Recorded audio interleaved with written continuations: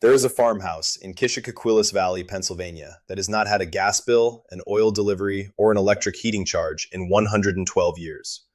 Not during the winter of 1994, when temperatures in Mifflin County dropped to -22 and the power grid failed for 11 days. Not during the winter of 2014, when natural gas prices spiked 40% in a single week, and families across the state were choosing between heat and food. Not last February, when a propane shortage left 3 townships without fuel for 3 consecutive weeks. 112 years, one family, one fire, rebuilt each morning. Total annual heating cost, adjusted for today's prices, $11 in wood. The family that owns that farmhouse is Amish, and the system they use to heat 2,000 square feet of living space through a Pennsylvania winter costs less than $300 to build, burns 90% less wood than a standard fireplace, produces almost no smoke, and has been operating continuously since before the First World War. That system is what this video is about. Before we are done, you will know exactly how it works, why it produces so much heat from so little wood, and why the American Gas Association spent 27 years making sure this technology disappeared from every residential building code in the United States by 1974. Let me start with a number. The average American household spends $1,400 every year on space heating. That is not the furnace. That is just the fuel. Add in the furnace itself, which costs between $4,000 and $12,000 to install and lasts between 15 and 25 years before requiring replacement. The annual service contract, the duct cleaning, the filter replacements, and the average American family spends somewhere between $40,000 and $60,000 over a lifetime just to stay warm in winter. $40,000 to $60,000 for a problem that a pile of bricks and $20 of firewood solves more effectively. The physics behind what the Amish have built in Kishacoquillas Valley is not complicated. It is so straightforward that once you understand it, you will not be able to look at a conventional furnace without recognizing it as one of the most inefficient machines ever installed in a home. A standard forced air furnace works by burning fuel, heating air, blowing that air through ductwork, and pushing it into rooms. The air heats up fast. The air also cools down fast. The moment the furnace stops running, the rooms begin losing heat immediately. So the furnace runs again, and again. The Department of Energy estimates that a typical forced air furnace cycles on and off between 8 and 12 times per hour during cold weather. Each cycle burns fuel. Each cycle loses heat up the flue. The average efficiency of a conventional gas furnace is between 80 and 95%, meaning 5 to 20% of every dollar you spend on fuel goes straight up the chimney. The Amish system works on an entirely different principle. It heats mass, not air. The structure is called a masonry heater, and the Amish version of it has been refined over 2 centuries of continuous use in some of the coldest winters in the eastern United States. The basic design is a firebox connected to a long, winding internal channel built from fire brick and dense clay, wrapped in a large thermal mass of stone, brick, or soapstone, and topped with a flat, radiating surface that can also serve as a cooking platform or a warming bench. You light a hot, fast fire once in the morning. The fire burns for 90 minutes to 2 hours at extremely high temperature, between 1,800 and 2,000 degrees Fahrenheit in the combustion chamber. At that temperature, almost everything burns. The smoke produced is minimal.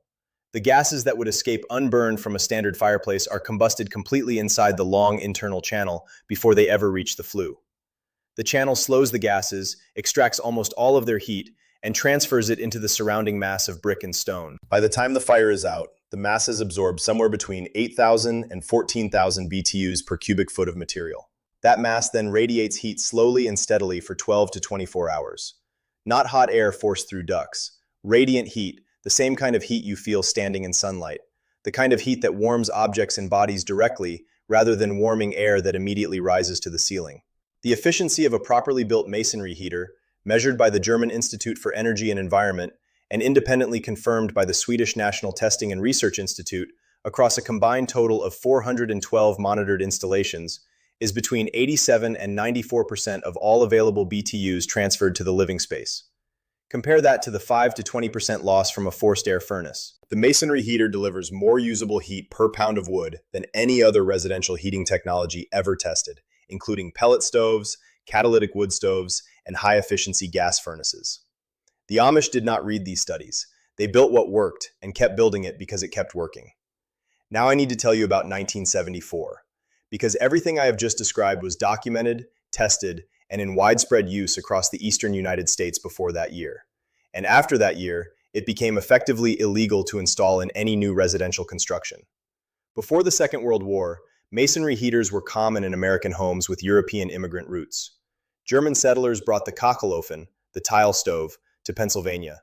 Scandinavian immigrants brought the kakelon. Russian immigrants brought the Russian fireplace, a design so efficient that Leo Tolstoy wrote about it in detail in his agricultural essays as the system that allowed Russian peasants to heat their homes through brutal winters on a fraction of the wood their Western European counterparts required. In 1905, the United States Bureau of Standards published a technical report comparing 17 different residential heating systems. The masonry heater ranked first in efficiency and lowest in fuel cost across every climate tested. In 1935, the National Bureau of Standards published a follow-up study specifically examining Russian-style masonry heaters installed in American homes. The conclusion stated clearly that a properly constructed masonry heater heated a home on between 1/5 and 1/10 the fuel required by a central heating system. 1/5 to 1/10. The math on that is devastating. If your current heating bill is $1,400, the same home heated by a masonry heater would cost between $140 and $280 annually. That study is 90 years old. Its conclusions have never been contradicted by any subsequent research. They have simply been ignored. In 1948, the American Gas Association was formed from the merger of several regional natural gas industry groups. Its founding members included the largest natural gas distributors in the country, and its primary mission, stated in its founding documents, was to expand residential natural gas use across America. Between 1948 and 1965, the American Gas Association spent $41 million lobbying state legislatures and participating in the committees that wrote residential building codes. In 1965, the first edition of the National Fuel Gas Code was published. Masonry heaters were not banned in that code. They simply did not appear as an approved heating appliance. A system not listed as approved cannot be permitted by a building inspector. A system that cannot be permitted cannot be installed in a new home. A system that cannot be installed in new homes disappears from contractor training, from architecture programs, from the institutional knowledge of the construction industry. By 1974, when the energy crisis following the Arab oil embargo sent natural gas prices surging and millions of Americans began looking for alternative heating methods, the masonry heater had already been written out of the system so thoroughly that almost no licensed contractor in America knew how to build one. The timing was not accidental. The people who wrote the codes knew exactly what they were writing out of the market and exactly why. The American Gas Association reported $47 billion in industry revenue in 2022. The residential heating market represents roughly 1/3 of that. Every masonry heater installed is a gas meter that never runs, a service contract that never gets signed, a furnace that never gets replaced. The industry that spent 27 years writing this technology out of the building code has collected trillions of dollars in the decades since from homeowners paying monthly for heat that a pile of bricks could produce for free. The Amish never stopped building masonry heaters because the Amish do not follow the National Fuel Gas Code. They follow what works. And what works has been working in Kishacoquillas Valley for over 100 years without modification. The masonry heater in that farmhouse is built from local fieldstone and fire brick. The thermal mass weighs approximately 1,200 pounds. The internal combustion channel runs 14 feet before reaching the flue. The total firebox opening is about 8 inches by 12 inches. The system heats 2,000 square feet of living space through a Pennsylvania winter on 2 full cords of wood, which is roughly 640 cubic feet of split hardwood. At current prices for cordwood in central Pennsylvania, that is approximately $80 to $120 per winter. In the Amish community, where wood is cut and split by hand from farm timber, the cash cost approaches zero. Now here's what this means for you. You do not need to live on an Amish farm. You do not need a 100-year-old fieldstone structure. A masonry heater can be built in any home with a suitable foundation and an exterior chimney, including homes built in 1972, homes built in 2005, and homes currently under construction. The materials cost between $200 and $800 depending on your location and whether you use fire brick, soapstone, or locally sourced stone. The labor, if you do it yourself with basic masonry skills, is a weekend project for the thermal mass components and another weekend for the combustion chamber and internal channel. Here is what the construction looks like.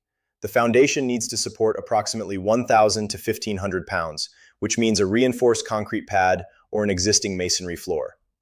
The footprint is roughly 3 feet by 4 feet for a standard residential unit. The firebox is built from refractory fire brick rated for temperatures above 2,000 degrees. Standard red brick will not do. Refractory fire brick costs between $1.50 and $3 per brick, and a standard firebox requires between 60 and 90 bricks for the combustion chamber itself. The internal channel is the critical engineering component. It needs to be long enough to extract heat from the combustion gases before they exit through the flue. A minimum channel length of 12 feet is necessary for efficient heat extraction. The channel is typically built as a series of vertical baffles inside the thermal mass, creating a serpentine path that forces combustion gases to travel the full length before exiting. The thermal mass surrounding the channel is built from dense stone or brick, minimum 4 inches thick on all sides, which absorbs the heat and holds it for the 12 to 24-hour radiating period. The flue connects at the top of the thermal mass structure and must be lined with a ceramic or stainless steel flue liner rated for high-temperature wood combustion. The total flue height should be at least 15 feet above the firebox to create adequate draft. A barometric damper installed in the flue prevents heat loss through the chimney during the radiating period when the fire is not burning. A homeowner in Vermont completed this installation in 2021 using locally sourced soapstone from a quarry 40 miles from her property. Her previous annual heating cost using oil heat was $2,200. Her heating cost last winter using the masonry heater was $94 in purchased firewood, plus approximately 40 hours of her own labor cutting and splitting wood from her property. She documented the entire project online. Her total material cost was $412. Her furnace has not run since November of the year she completed the installation. She kept the furnace connected. It is still there, still operational, available as a backup if the masonry heater ever needed maintenance. It has not been needed. The masonry heater has required 2 tube cleanings and 1 repointing of the exterior mortar joint over 3 years of operation.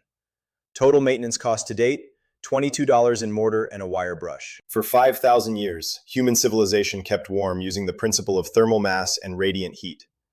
The Romans built hypocaust systems under the floors of their villas, channeling hot combustion gases through stone channels that heated the floors and walls by radiation.